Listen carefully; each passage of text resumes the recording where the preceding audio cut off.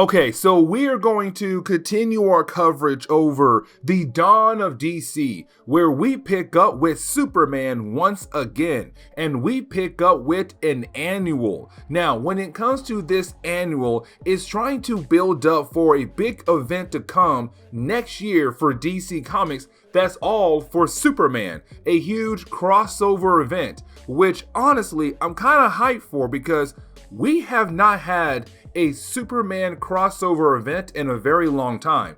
And I'm trying to remember what was the last one. But either way, it's supposed to be huge and epic. Now, when it comes to this annual, it does focus on Lois Lane the most. And the reason why? Because she tells us in the opening pages of this book that she does not really know Metropolis like she thought she did. Because earlier books of this series, we have learned a lot of different secrets.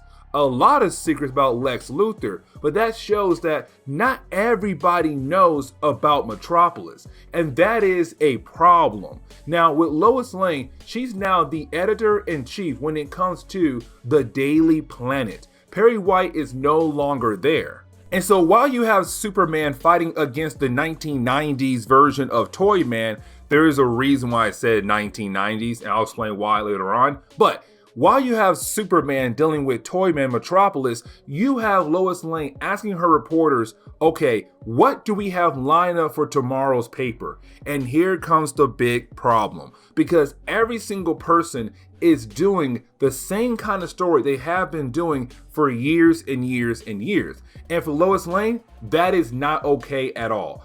As a reporter, your goal is to try to discover new things happening in Metropolis. And that ties back into the idea of what is the main problem of this series, that the secrets of Metropolis are beginning to come out left and right. But the problem is those secrets should have been told a long time ago. And again, I'll explain more as we go through this book. But for Lois Lane, she's looking at her reporters like, y'all, we have to do a better job here. You guys need to get some better stories. So how about this?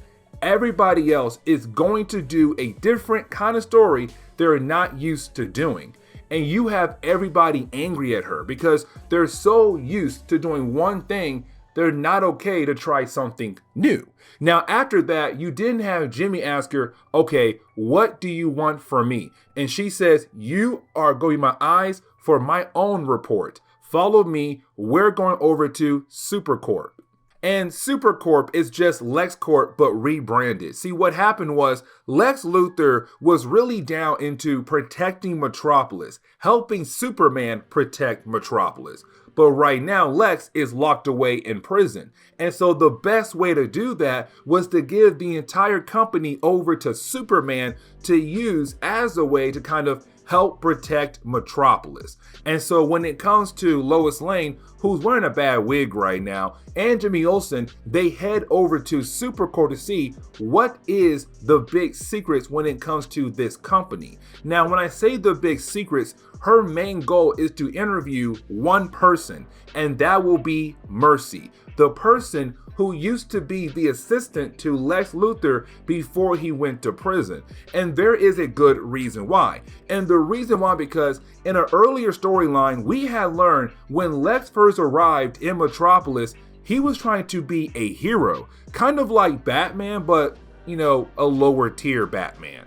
But he was trying to protect Metropolis, and he had two bad guys that he was always going up against. The problem was there were no reports about this at all. And so for Clark and Lois, they don't believe Lex at all right now. And so with them coming here, her and Jimmy, they're going to question Mercy because she has been a long-time assistant for Lex Luthor. But at the same time, there's also missing reports about her, missing files about her. They're trying to figure out, what are your secrets actually, Mercy?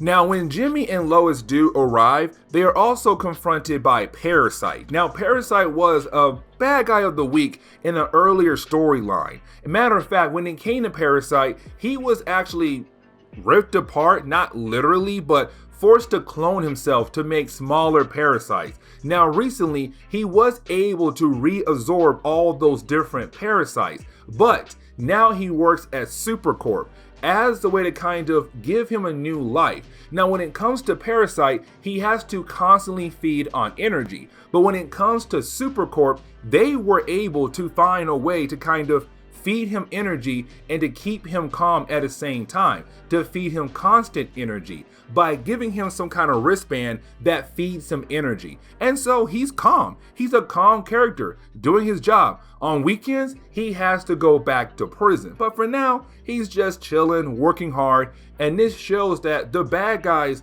of Superman are trying to turn their lives around. And also the Parasite and other bad guys as well, like Silver Banshee. But we see that Lois Lane and Jimmy weren't able to get any kind of information from Mercy about herself or Lex Luthor. And so, unfortunately, Lois has to go back to the Daily Planet and think of a new game plan of how in the world is she going to be able to figure out the secrets of Lex Luthor. But at the same time, why weren't the stories of Lex Luthor in any reports at all in the past when it comes to the Daily Planet? Because the company has been around for a very long time, which means that there should be some kind of proof or some kind of article that was written about Lex Luthor being a hero in Metropolis many years ago. But unfortunately, there is not.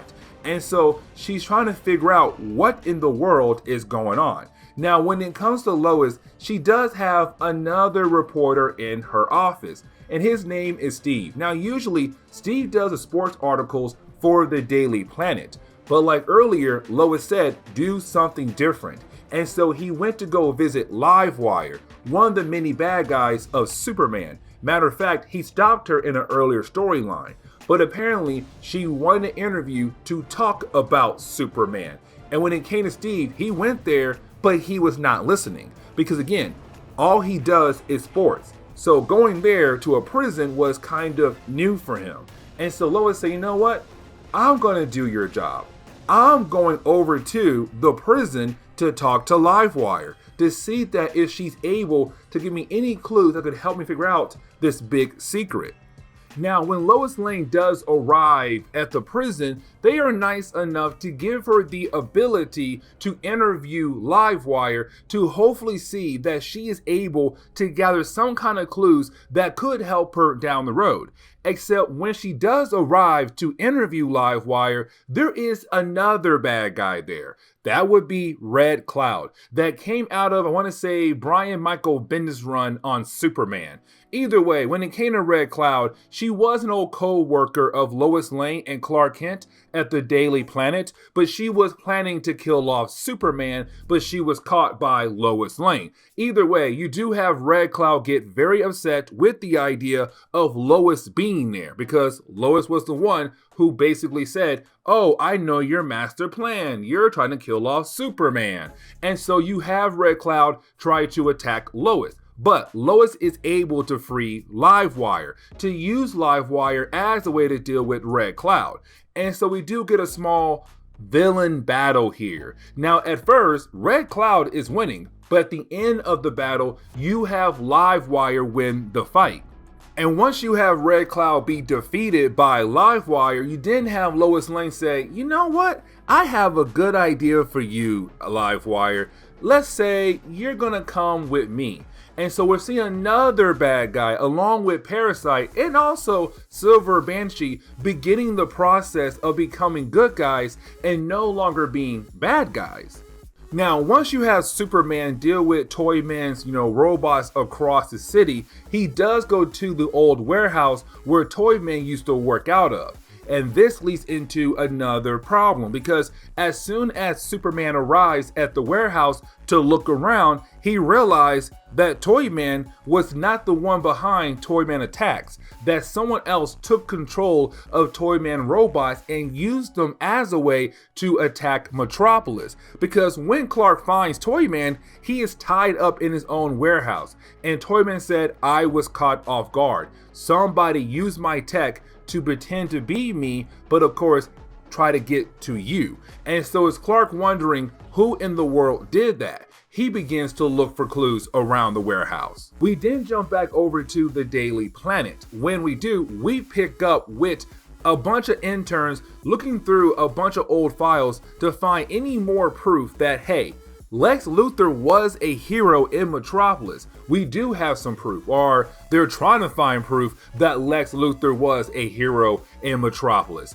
Now, while they're doing that, you did have one intern being able to find something that is going to be very important for Lois and Clark down the road that does show, okay, Lex was a hero in Metropolis. But before we are able to learn more about that, we have to jump over to Cat Grant. And Cat Grant is just another reporter at the Daily Planet. And she was assigned to do a ride-along with a bunch of cops. And so at first, her night is going easy until you do have a bunch of thugs trying to use the idea of Superman being busy to be able to pull off a bank heist.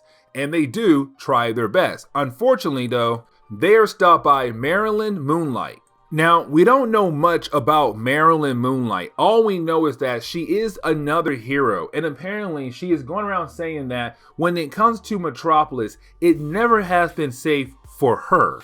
Now, we have no idea what she means by that, but at the same time, we have no idea what is her story. Now, I did see recently that a lot of DC fans are saying that she is a parody of Moon Knight from Marvel Comics. Honestly, I could say yes to that, but at the same time, I'm going to say no. Either way, you have Cat Grant say, let me do an interview about you. Let me be able to tell your story and why you're doing what you are doing. Why you're trying to be a hero here in Metropolis. And you have Marilyn Moonlight say, fine, let's do it. And so they do sit down and they have this interview. And so Cat Grant was able to learn a little bit more about Marilyn Moonlight. Unfortunately, we don't get a chance to learn more about her because the story jumps over to the next section. Now, we do get the chance to see the upcoming paper for tomorrow for the Daily Planet, where apparently Livewire now works at the Daily Planet, where she has her own column for her own opinions about different things. We also see a picture of Parasite being helpful at Supercorp. And we also see that Cat Grant's interview with Marilyn Moonlight is also on the front page. Now, that's all great news and everything, but then you have Clark and Lois sit down to talk about the idea of what she had learned just recently. So when our two characters do meet up, you do have Clark tell Lois that he had learned that, of course, the two bad guys that he has been trying to bring down, the Secret Order of Mad Scientists, which is Dr. Pham and also Graft, they were the two behind the attacks that were being done by Toyman's technology. They basically stole his tech to use his tech as a way to keep Clark busy so that they'll be able to pull something off. Which, by the way, we're going to see that here in a moment. But getting onto Lois Lane's side, you have Lois tell Clark that she had finally learned why no one knew or why there were no articles about Lex being a hero in Metropolis. Because they were all kept away, locked away secretly by one person.